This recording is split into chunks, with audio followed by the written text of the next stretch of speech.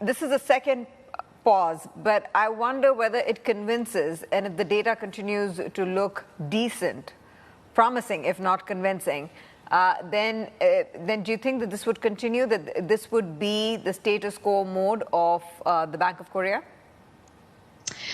Yes, I believe that the authorities think that the current policy settings will, they will be able to achieve the slowdown in the inflation that they're aiming for.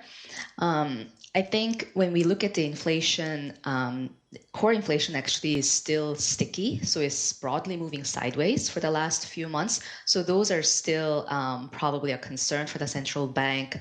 We think for that reason, we think rate cuts still seem premature. But at the same time, the weak domestic demand, these things do put downward pressure on prices. Therefore, we think that an extended pause in the rate cycle seems to be the most likely outcome.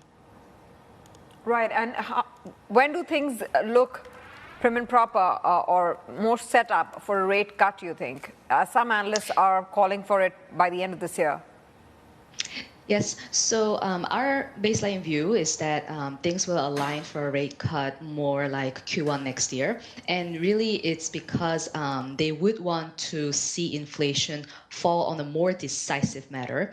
And currently, of course, growth is weakening, but it's mainly coming from the external sector. And the domestic demand, we think, is going to weaken, but it's still going to be able to sort of expand this year. And next year is really when inflation will be at a more comfortable level, both headline inflation and core inflation, that they can actually start cutting without, risking their credibility of an inflation targeting central bank.